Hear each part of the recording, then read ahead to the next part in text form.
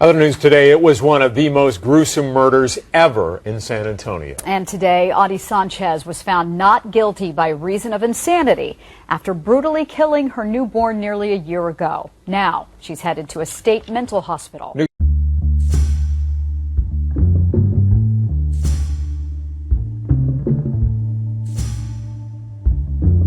So, here we are. Jack the Ripper is done and we need to move on. I was reading this book and this case was described in it. That piqued my interest, and recently the always amazing Deadbug made a video about a man who killed his own family. And he said something. He drew a parallel between a bear that ate its own baby in front of families and onlookers at the zoo with the case he was talking about in his video.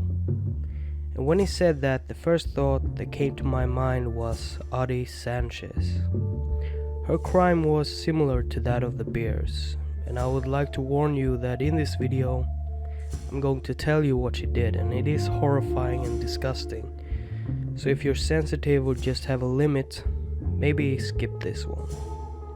So, Otty Sanchez was born in 1976 and she grew up as an only child but had 7 other relatives in her household. The family moved a lot when she was growing up. The family had lived in 3 different states and several different homes during her upbringing. Among the 7 relatives in her house, her father was nowhere to be seen. He had left and been absent since she was born.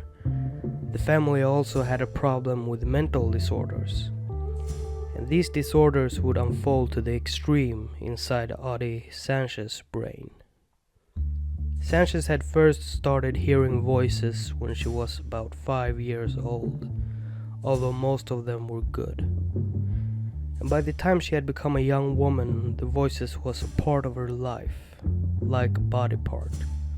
They had been there for as long as she could remember, and she was able to lead a steady life in her younger years, graduating with good enough grades to study as a pharmacy technician.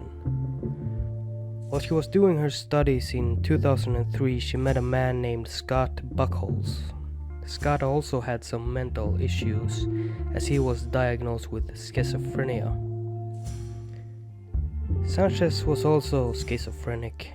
Although she hadn't gotten a diagnosis yet, she never received any treatment, as she was perceived as fairly normal and level-headed as a child.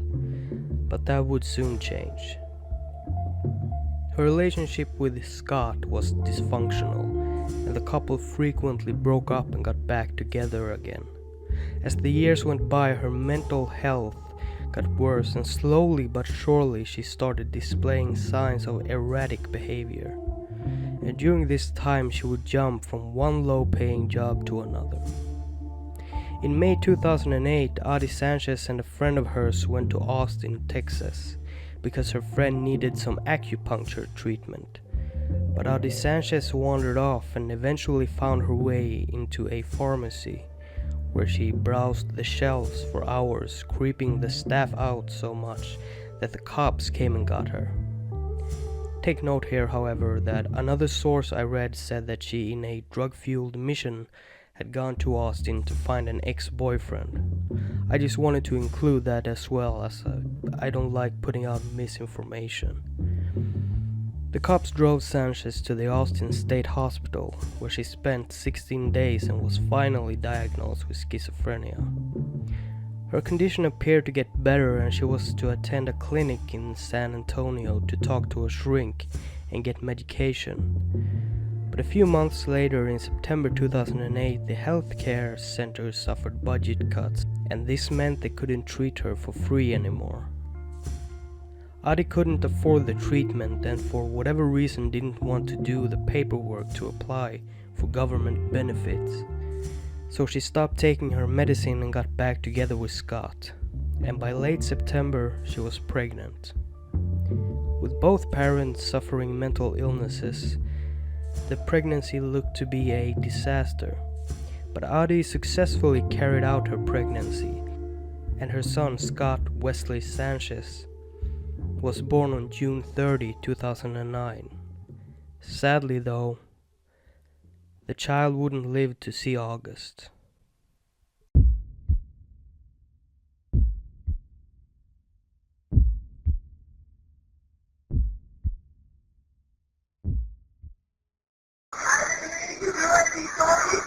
My sister she's hurt her child. Seriously, hurt her child. How did she do that? What's going on with the child?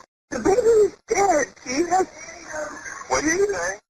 The baby is dead. She stabbed him. There's blood all over the bed.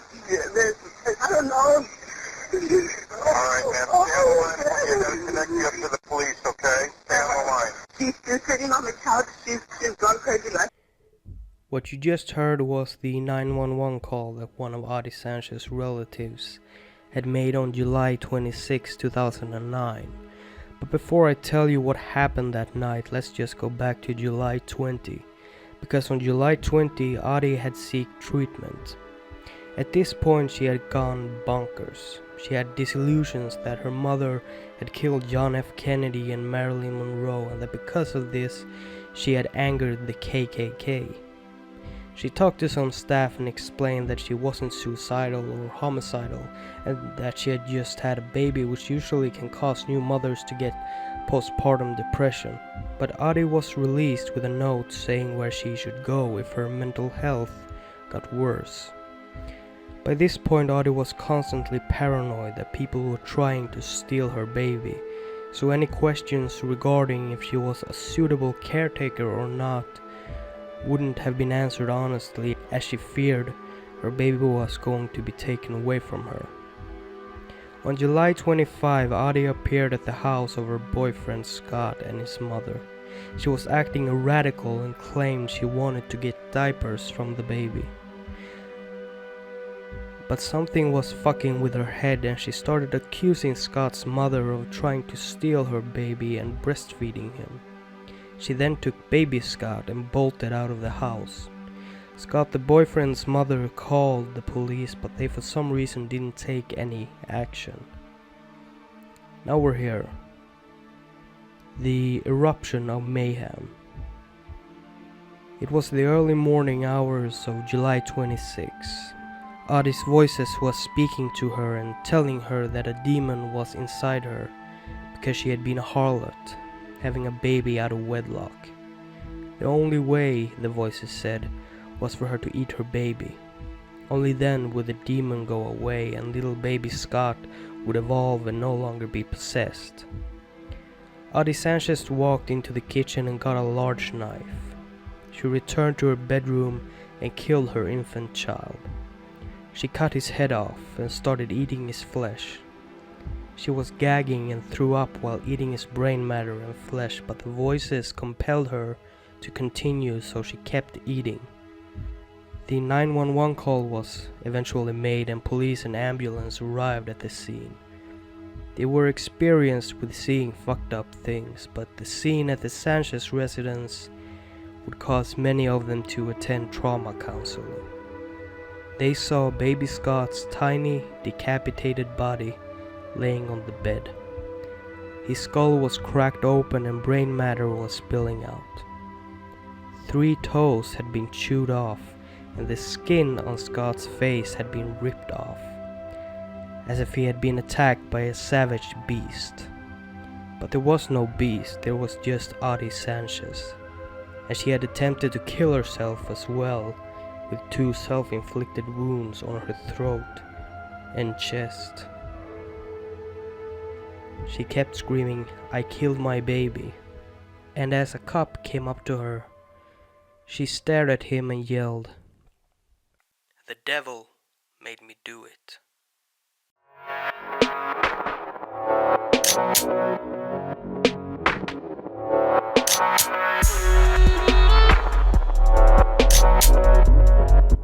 She was now back in an emergency room, this time covered in blood that was a mix of her own and her baby's. It was at this point the fucking debates began. People were divided. Some wanted her executed and some thought that she was legally insane and should get treatment.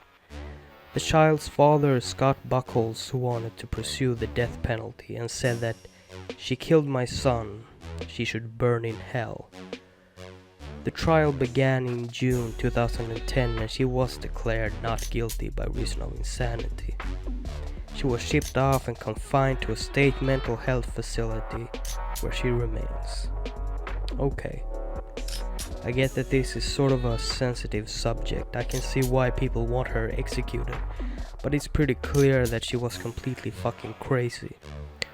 Although I do think that if you commit a murder, you should have to serve a number of years. I'm not so sure that insane people should be executed, as they're not really premeditated or aware of their actions, but they should still have to pay a price.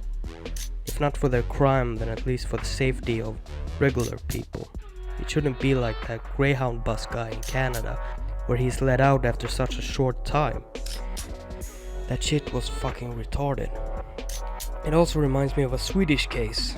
Our worst serial killer ever, or at least the one with the highest number of victims. There was this young guy working as a nurse at a hospital, and he worked on the department where the old people were, and he poisoned 27 patients, and 24 of them died. But he didn't overdose them with morphine. He forced detergent down their throat, which burned their airways and caused them a lot of suffering before they died. Anyway, this was back in 1978, and this fucking guy killed 24 people and was released in the 90s.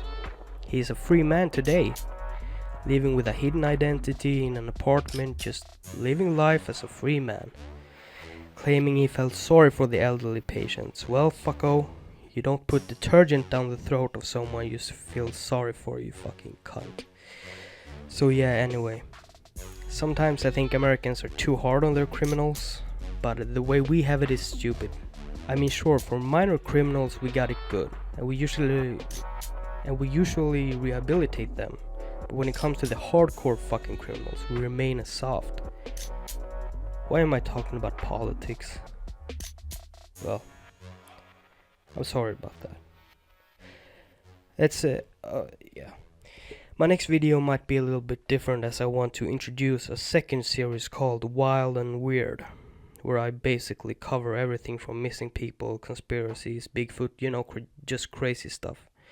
Agents of Murder is still gonna be my main thing though. I'm way better at crime than all that other stuff, but it intrigues me, so I want to include it. So with all that said, thank you for watching, and good night.